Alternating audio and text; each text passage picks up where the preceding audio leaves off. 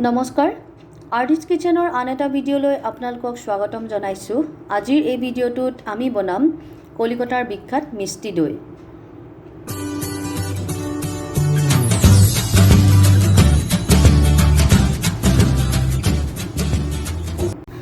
এয়া চাওক, মই লৈছোঁ প্ৰায় 1 লিটাৰমান গাখীৰ। গাখীৰখিনি প্ৰথমতে ভালকৈ উতলাই ল'ব, অকণমান ডাঠ হোৱালৈকে উতলাব পাৰে।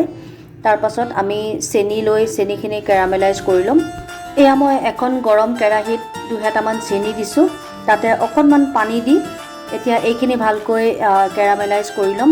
এয়া চাওক, কেৰামেলৰ ৰংটো অহালৈকে আমি ধুনীয়াকৈ লৰাই থাকিম আৰু যেতিয়া কেৰামেলৰ ৰংটো আহি যাব তেতিয়া আমি তাত উতলি থকা গৰম গাখীৰখিনি দি দিম।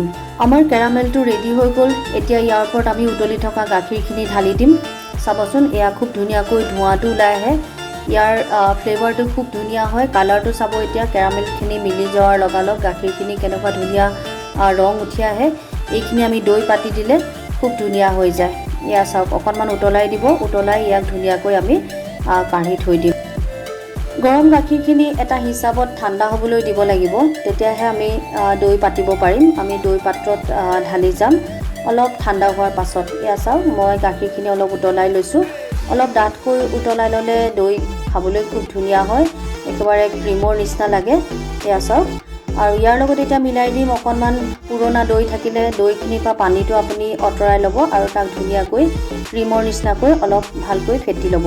এতিয়া আমি ইয়াৰ ওপৰত ঠাণ্ডা হৈ যোৱা গাখীৰখিনি দি দিম। গাখীৰখিনি আপুনি কেনেকৈ আন্দাজ কৰিব চাওক, মই এটা আঙুলিৰে এনেকৈ দেখাই দিছোঁ। যেতিয়া আপুনি আঙুলিৰে গাখীৰখিনি এনেকৈ চুব পাৰিব তেতিয়া গম পাব যে এইখিনি আমাৰ দৈ পাতিব পৰা হৈ গ'ল। এয়া চাওক, মই পুৰণা ফেটি থোৱা দৈখিনিৰ ওপৰত ধুনীয়াকৈ দি দিছোঁ। এতিয়া আকৌ ইয়াক ধুনীয়াকৈ মিলাই দিম।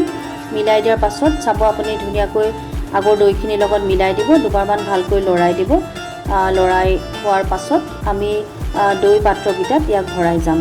এয়া চাওক, মই সৰু 2টা মলা লৈছোঁ, এনেকুৱা এটা মলা লৈছোঁ, ধুনীয়াকৈ ধুই ল'ব আৰু এনেকৈ এটা গিলাচৰ নিচিনা এটা লৈছোঁ, তাতে ধুনীয়াকৈ আপুনি দি যাব পাৰিব। ষ্টীলৰ বাচনতো দিব পাৰিব, ষ্টীলৰ বাচনতো দৈ খুব ভাল হয়।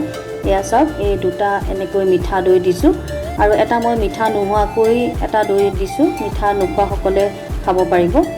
আৰু এয়া চাওক, এতিয়া এলুমিনিয়াম ফইলেদি এনেকৈ ধুনীয়াকৈ ইয়াক কভাৰ কৰি দিব, নহ'লে আপুনি প্লেট এখনো দি থ'ব পাৰে ইয়াৰ ওপৰত।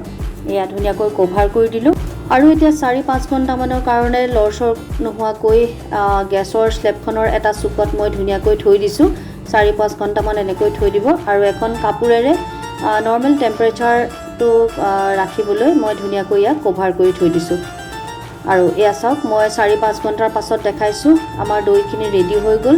অকণো পানী নাথাকে, আপুনি ফ্ৰিজত থৈ দিব পাৰে, 2-3 দিন আপুনি ধুনীয়াকৈ খাব পাৰে। এনেকৈ দৈ বনাই খালে আপোনাৰ বজাৰৰ পৰা কিনি আনি খাবলৈ কেতিয়াও মন নাযাব। চাবচোন, এনেকৈ বনাই খাই চুইট ডিছ হিচাপেও খাব পাৰে, জলপানৰ লগতো খাব পাৰে। মই এটা চেনি নিদিয়াকৈ ৰাখিছিলোঁ, এয়া চাওক, এয়া কেৰামেল চেনিটো নাই দিয়া, বগা হৈ গৈছে ধুনীয়াকৈ। ৰসগোল্লাৰ লগতো পৰিৱেশন কৰিব পাৰে। এয়া আমাৰ মিষ্টি দৈ ৰেডি। চেনেলটো নতুনকৈ চোৱাসকলে প্লিজ মোৰ চেনেলটো ছাবস্ক্ৰাইব কৰিব। আকৌ এটা নতুন ভিডিঅ' লৈ পুনৰ লগ পাম।